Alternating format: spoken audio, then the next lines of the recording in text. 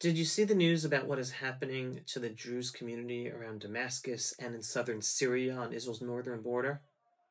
Another genocide is unfolding just across Israel's northern border.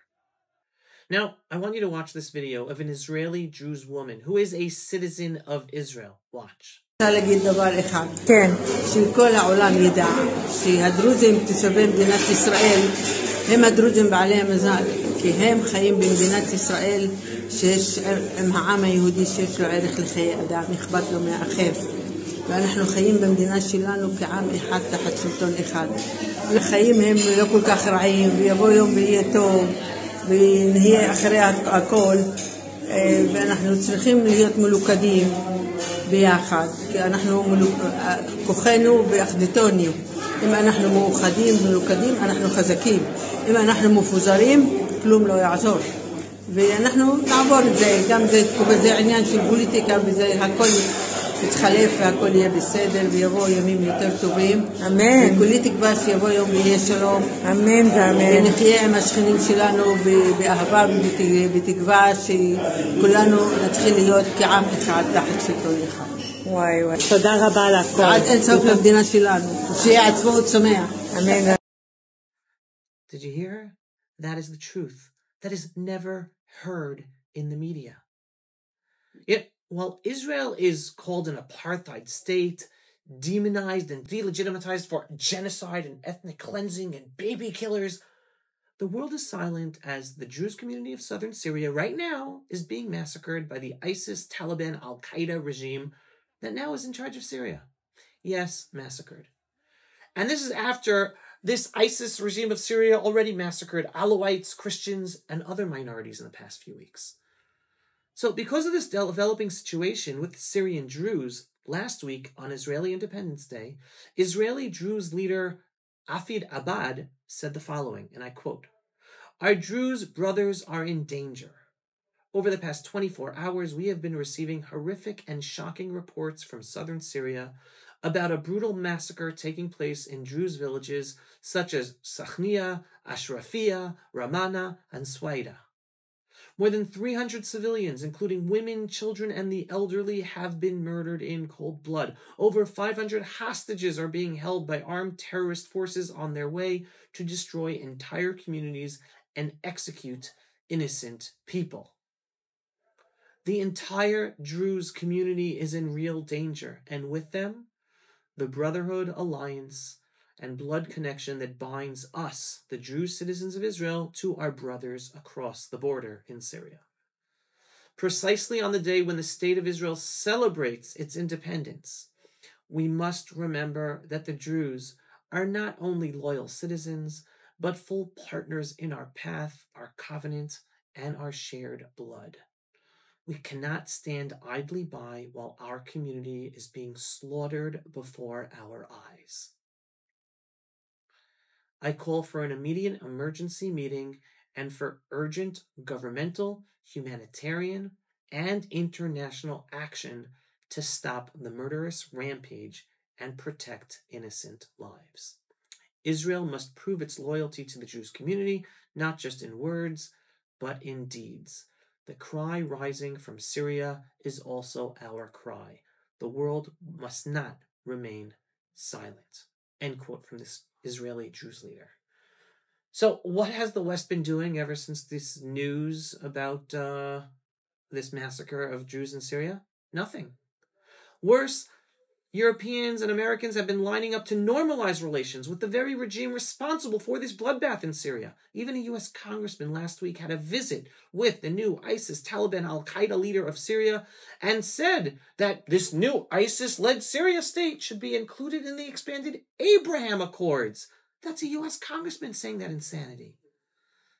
Israel is bombing Syrian forces a little in order to deter the jihadist Sunni regime from continuing to attack the Jews. But that is not enough. And did you hear any of the massacre, any of the mainstream media or America or the United Nations talking about it? Nothing. And now I'm going to quote al-Jawlani's words in his first speech at the Alamo Mosque. Quote, "We liberated Syria thanks to the jihadist brothers and our focus is on Jerusalem." That's what that ISIS leader today in Syria said upon toppling Bashar Assad. We must start listening to what our Islamo-Nazi enemies are actually saying and stop ignoring them. We must all understand that we, the Jews of Israel, are next in line, and we will always be next in line. This is a 1,400 plus year old religious jihadist ideology that is never going away. So I want to make it very clear that the battle to protect the Druze in southern Syria is our fight too, here in Israel. Just like Israel must defeat Hamas in Gaza and stay in Gaza forever to secure Israel permanently, we must also liberate southern Syria, push back the Sunni jihadist terrorists, and remain there forever to protect ourselves and to protect the Druze and other minorities. That is the only way our northern border will be safe after we, the Jewish state of Israel, shape a new reality where genocidal jihadists, whether Sunni or Shia, no longer get away with massacring us or massacring any minority without consequences. Liberating southern Syria and making it northern Israel, yes, liberating it to be part of Israel, as per our biblical borders, is a moral responsibility and needed for our national security. The funny thing is, we didn't ask for this chaos or this war, but we can't pretend that it's not ours to fight and end properly. We have to stop pretending. There is only one force in the Middle East region with the strength, history, and moral clarity to stop the slaughter taking place around us and protect the minorities in the region from both the Sunni and Shia jihadis. And who's that one force? The Jewish state of Israel. We have to stop deluding ourselves and being embarrassed as Jews to do militarily what we need to do. Israel is the moral superpower this region needs and the world needs, and we must start growing into that role and acting as that regional power appropriately. We have to stop asking for international intervention when even the international community shows it's not interested in taking any part in it, despite the real genocides and ethnic cleansings taking place. It's time for Israel to start acting as the regional power we are supposed to be and we need to be, in order to protect ourselves and the peaceful, loving minorities in our midst who are also in danger of being massacred. And to be this regional power, we have to be stronger and bigger and expand our borders.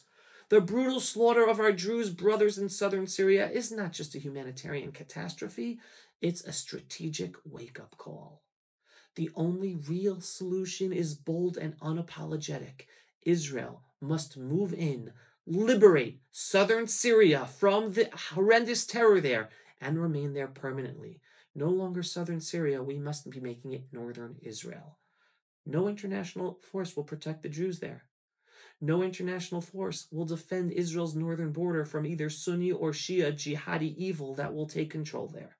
Only a Jewish presence on the ground will secure both for our joint survival. And it's time that our enemies understand that the era of Jewish restraint is over. The rules of the Middle East have changed. No more restraint. Now it's time for the use of power and strength and true deterrence, where they fear our use of that power and taking of the land. The area of Jewish regional strength has begun because the reality that our enemies who surround us have pushed us to finally act this way. For the Druze, for justice, for Israel, for the region, and for the world, Israel must grow into these shoes that these big shoes that God gave us to act as the regional power, guided by our morality, to be stronger and bigger in order to protect ourselves and those peaceful, loving minorities who want to live in peace and prosperity. Because someone has to put a big red stop to the genocidal, evil barbarism that exists within Islamic jihad, both in the Sunni and Shia world.